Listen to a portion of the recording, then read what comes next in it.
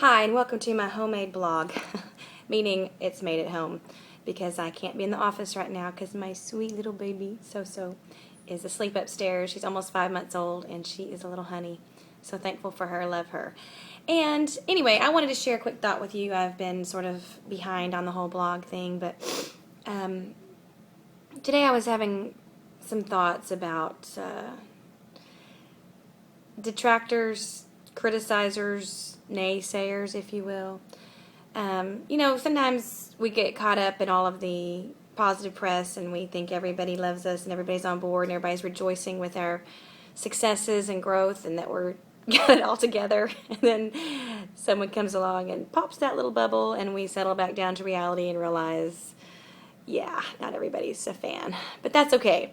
That's never going to be the case. It wasn't the case with Jesus, and it certainly shouldn't be the case with us because, there's just always going to be somebody out there that's left for us to win over. And if we don't, hey, that's okay too. As long as you're pleasing Him, then that's your main goal. And Him being Jesus. If you and Him are cool, then we don't need to worry about it. But it's hard not to worry about it. You know what I mean?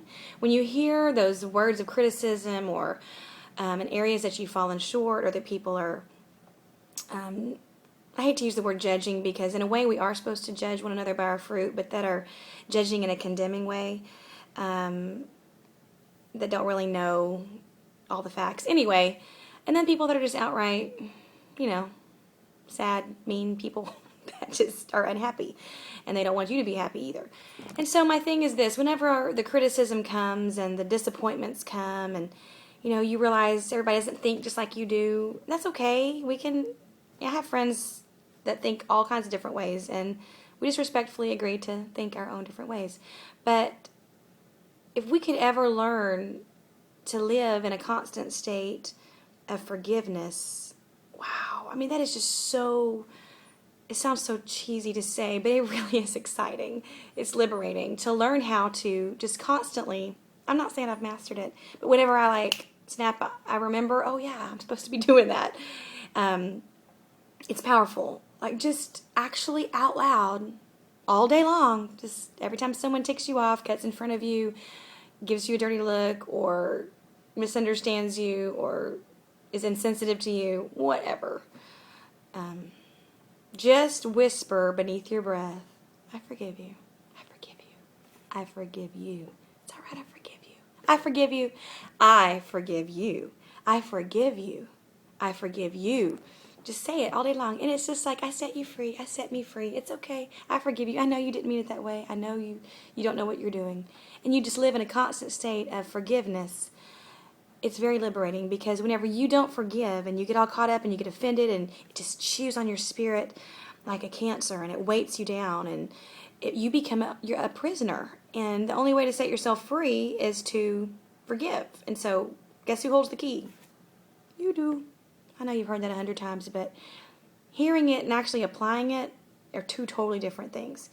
And while I'm on that note about knowing what to do and not doing it, it's so important for us to be faithful to church. Wow, that's a jump on those topics. But listen, the blessing that you got, the word that you heard, all of that really is biodegradable. You get blown up and then life slowly begins to suck the air out of it and you come back down and you forget that awesome word of affirmation, that encouraging word, that revelation you received on Sunday. Somehow it just starts to get shoved out of the way as the week goes by.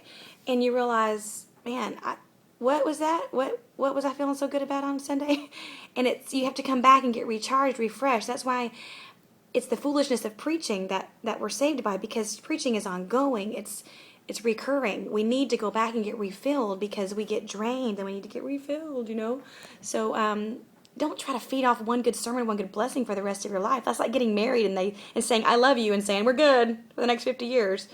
No, you have to continually invest in that relationship. So even though you know that we're supposed to forgive all the time, you need to be reminded. And that's my job, to remind you. At least it is today. So forgive all the time for everything. And the true test of forgiveness is when you release potential for any vengeance, any repayment. We say, well, the Lord will get him. Well, Yes, he will get them, but what if they repent and he don't get them? What if that just has to lie under the blood? Are you okay with that? That you need to be able to say, Lord, it's okay with me if you don't lay this to their charge. If you could just wipe that out of their book, I'm okay with that. Even if I don't get to repay them and you don't get to repay them, then I'm okay. That's some kind of real deep forgiveness. But just as you go through your day, I forgive you. It's all right. I forgive you. I forgive you. Jesus, while they were nailing him to the cross, they were putting nails in his hands. While they were doing that, during the act, he was saying, Father, forgive them, for they know not what they do. So, how are we exempt from that? How can we do anything less? We're only worthy of the worst things. We're worthy of going nowhere but down. But because of his mercy and his grace, we are saved. And we need to have the kind of mercy that he has towards us on other people. So, hello from my game room, and have a lovely day. And live and walk in forgiveness. Okay?